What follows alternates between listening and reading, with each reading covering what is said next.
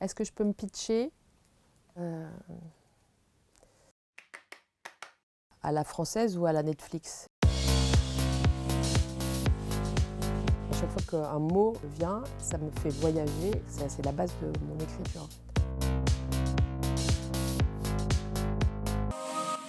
Je ne me destinais pas à l'écriture. Je pensais botanique, réalisation, documentaire, aventure. Enfant, j'adorais regarder les plantes, la différence. J'adorais l'expression plante coriace du sud. Tous les lauriacées, le thym, le romarin, la lavande. Je suis complètement dingue de ces essences. Là où je pourrais raccorder, c'est que les plantes, en fait, aujourd'hui, quand je les manipule ou quand je vais les cueillir, j'en ai dans mon sac là, de l'inule visqueuse. C'est vraiment une des composantes de l'odeur du maquis. Donc je fais des digressions. Tu vois là comment fonctionne l'esprit du scénariste par association. Quand on me propose un sujet, ce qui me vient tout de suite, c'est les états émotionnels, les niveaux d'angoisse, les niveaux de peur, les niveaux de désir. Pas seulement les miens, mais ceux où j'imagine les personnages. L'histoire, je l'aperçois d'une vue d'hélicoptère, pas très loin, mais juste à hauteur de bureau. C'est comme une frise, voilà. En revanche, le personnage, je le vois de très près de l'intérieur.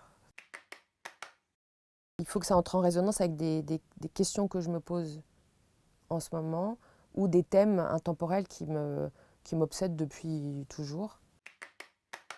Je suis très sensible au sujet de la guerre. Ma mère est de 39. Elle a vécu l'exode dans sa poussette avec ses sœurs qui l'ont poussée pendant 200 km sur des routes. Imagine un bébé dans une poussette sur 200 km dans une ambiance de terreur. Et mon père, c'était encore une autre histoire, plus une histoire canaille, donc les deux étaient en province. Et leurs récits m'ont extrêmement marqué. Et donc à l'adolescence, donc je vois Nuit et brouillard. Et là, c'était un choc, mais je ne peux pas t'expliquer. J'aime les personnages à la marge. J'aime les voyous, en fiction, hein, à détailler. Les gens très pauvres, et donc des gens qui doivent s'inventer une histoire pour appartenir à la société.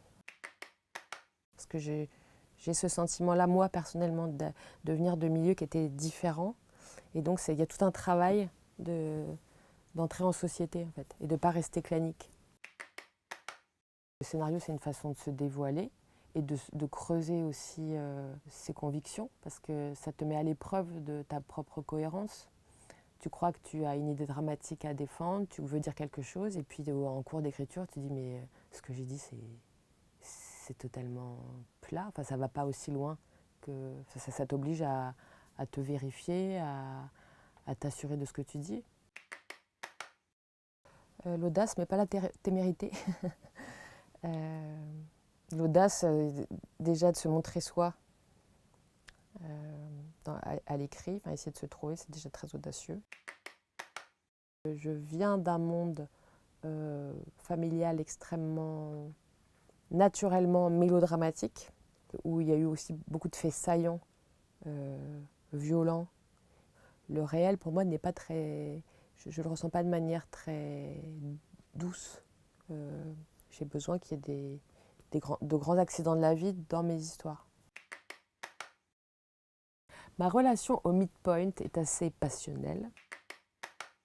C'est un moment où le héros entrevoit la vérité mais ne la comprend pas. C'est-à-dire qu'il entrevoit la fin mais il la comprend à l'envers. C'est le moment où ta vérité t'apparaît et tu la comprends de travers. On est des interprètes du réel, c'est-à-dire que tu l'interprètes dans ta chambre, ton héroïne, ton héros, son antagoniste, son ennemi, son ami. Tu vis toute cette histoire dans ton salon, dans ton café quand tu écris. Et donc c'est très plein comme expérience. À F. Polastri, dans Killing Eve, parce qu'elle essaye de comprendre le psychopathe. En version Netflix, elle a un talent de dingue, mais en face, il ne veut pas qu'elle décrive son histoire.